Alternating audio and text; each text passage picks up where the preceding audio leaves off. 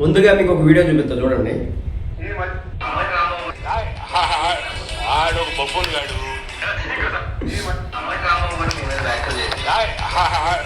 ఆడు బొబ్బులు గాడు. నెక్స్ట్ ఈ మధ్యకాలంలో ఆయన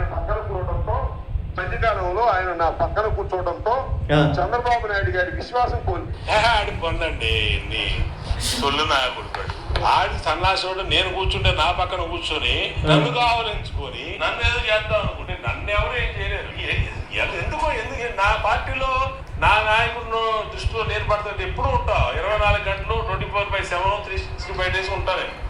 ఈ మధ్య కాలంలో ఆయన నా పక్కన కూడంతో చంద్రబాబు నాయుడు గారి విశ్వాసం కోల్పోయాడు. ఆడి పొందండి సొల్లు నా కొడుకాడు. ఆడి సన్నాసుడు నేను కూర్చుంటే నా పక్కన కూర్చొని నన్ను కావాలించి నన్ను ఏదో చేద్దాం అనుకుంటే నన్ను ఎవరు ఏం చేయలేరు. ఎందుకు నా పార్టీలో నా నాయకుడు దృష్టిలో నేను పడుతుంటే ఎప్పుడు ఉంటా 24 గంటలు 24/7 365 days ఉంటాను. ఈ మధ్య కాలంలో ఆయన నెక్స్ట్ ఇంకా ఆడు బొబ్బులు గాడు అంబటి రాంబాబు కూడా జీన్స్ ప్యాంటు మేఘనా అని ఏంటది అది కూడా మా మార్కెటింగ్. ఆడి సన్నాసుడు నేను కూర్చుంటే నా పక్కన కూర్చొని నేను మన ఓపెన్ గా ఒక ప్రోగ్రామ్కి వెళ్తే ఆడొచ్చి నా పక్కన కూర్చొని నన్ను కావాలించు ఆ డైరెక్ట్ అవడం కోసం నన్ను ఏదో చేద్దాం అనుకుంటే నన్ను ఎవరు ఏం చేయలేరు. నేను ఉన్నదన్నట్టు సీక్రెట్ గా ఇలాగా రూమ్ లో మాట్లాడలా ముసుగేసుకొని మాట్లాడు ఓపెన్ గా మాట్లాడా ఆడి పొందండి సొల్లు నా కొడుకాడు. ఎందుకు నా పార్టీలో నా నాయకుడు దృష్టిలో నేను పడుతుంది ఎప్పుడు ఉంటా 24 గంటలు 24/7 365 days ఉంటాను. ఇదన్నమాట సంగతి. అంబటి రాంబాబు గారిని ఒక బఫూన్ గాడు, వాడు ఒక సొల్లునా కొడుకు, ఇలాంటి భాష బోండా ఉమ్మ గారు ఉపయోగించినారు. నాకు ఆశ్చర్యం వేసింది ఒకసారి చూసి. ఎందుకంటే మొన్న వీళ్ళిద్దరూ పక్కన కూర్చున్నారు. పక్కన కూర్చోవడంతో టీడీపీ పార్టీ క్యాడర్ దగ్గర నుంచి ఒక్కసారికి వీళ్ళంతా కూడా ఫైర్ అయినారు. మొన్నటి వరకు చంద్రబాబు నాయుడు గారిని అమ్మను కూడా తిట్టినాడు, చంద్రబాబు నాయుడు గారి వ్యక్తిగత జీవితం గురించి మాట్లాడినాడు. ఇంకా వాళ్ళ అధికారం వైసీపీ అధికారంలో ఉన్నప్పుడు అంబటి రాంబాబు ఏ స్థాయికి దిగజారి మాట్లాడినాడు ఇంకా ఇన్నోటితో చెప్పవసరం లేదు. అసెంబ్లీలో ఎలా మాట్లాడినాడో చెప్పవసరం లేదు. అలాంటి వ్యక్తిని పక్కన కూర్చొని ముచ్చటించడాన్ని టీడీపీ పార్టీ క్యాడర్ తట్టుకోలేకపోయింది. వాళ్ళ మనసు ఒప్పుకోలే.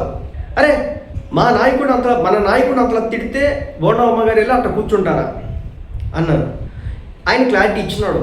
కూర్చుందా నేను కాదయ్యా, ఆయనే నా పక్క వచ్చి కూర్చున్నాడు, ఆలింగనాలు చేసుకున్నాడు. సో ఈరోజు ఏదో మాట్లాడుతూ ఉన్నాడు, ఏదో చంద్రబాబు నాయుడికి భయపడిపోయి నేను ఇలా చేస్తున్నాడు అని చెప్పేసి. నేను వెళ్ళి అసలు ఆ మనిషిని కలిస్తే కదా, నేను అసలు అంబటి రాంబాబునే కలవలేదు, నాకు కలవాల్సినంత అవసరం లేదు. వచ్చాడు, కూర్చున్నాడు, హాయ్ చెప్పినాడు, షే అంతే అయిపోయింది. ఆ బఫూన్ గాడు అని చెప్పేసి సొల్లునా కొడుకు అని చెప్పేసి ఆయన తీవ్రమైనటువంటి పదజాలాన్ని చాలా గట్టిగా ఉపయోగించాడు అంబటి రాంబాబు గారి మీద. అయితే ఇక్కడ అంబటి రాంబాబు గారి దగ్గర నుంచి ఎలాంటి రెస్పాన్స్ రాలేదు, ఎలాంటి రియాక్షన్ రాలేదు. ఆయన బయటకు వచ్చి అంటే ఈ స్థాయిలో మాట్లాడడం మామూలు విషయం కాదు కదా. అంటే ఇప్పటి వరకు మాట్లాడడం ఒక లెక్క అయితే ఇది ఒక లెక్క అని చెప్పొచ్చు. మనం అంత తీవ్రమైనటువంటి పదజాలాన్ని నేను ఉపయోగించినాడు బోండా ఉమ్మ గారు.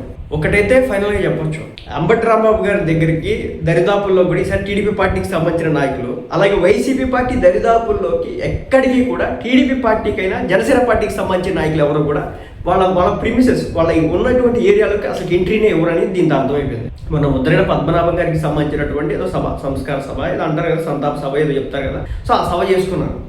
ఆయన గెల్లో 4 మంచి మాటలు మాట్లాడతారు కదా. అలాంటి క్రమంలో ఆయన కాపు సామాజిక వర్గానికి సంబంధించిన వ్యక్తి. అయితే పవన్ కళ్యాణ్ గారి మీద మనవాడు ఛాలెంజ్లు చేసి కులాన్ని పేరుని సైతం మార్చుకున్నారనమాట. కులం పేరుని సైతం మార్చుకున్నారు. ముద్రగడ పద్మనాభ రెడ్డి అయిపోతా, నేను రెడ్డి ట్యాగ్ పెట్టుకుంటాను అని చెప్పేసి గెజెట్ కూడా తెచ్చుకొని ఆయన పేరు మార్చుకున్నాడు. సో అలాంటి ఆయన కోసం అని చెప్పేసి, అంటే ఒకప్పుడు కాపు సామాజిక వర్గాలు ఏదో చేశారని చెప్పేసి ఒక పేరు ఉంది కాబట్టి వీళ్ళంతా కూడా వెళ్ళి ఆయనకి సంఘీభావం తెలియజేసే ప్రయత్నం చేసినారు. ఎందుకంటే ఒకప్పుడు ఆయన కూడా రాజకీయంగా చాలా యాక్టివ్గా ఉన్నటువంటి వ్యక్తి, మంత్రిగా ఎమ్మెల్యేగా చేసినటువంటి వ్యక్తి కాబట్టి వెళ్ళారు. సో అలాంటి క్రమంలో అక్కడికి వెళ్ళి ఓకే పలకరించుకుని ఉండొచ్చు కావచ్చు కాక, కానీ ఏంటంటే అంబటి రాంబాబు గారి గురించి తెలిసిందే కదా. కొంతమంది వ్యక్తుల దగ్గరికి వెళ్తే ఏ పార్టీ క్యాడర్ ఒప్పుకోదు.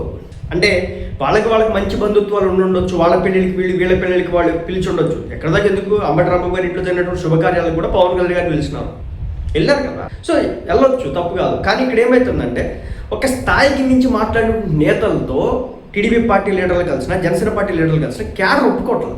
దాని పర్యవసానం ఈ రోజున అంబటి రాంబాబు గారి మీద బోండా ఉమా గారు వదిలినటువంటి మాటలతో.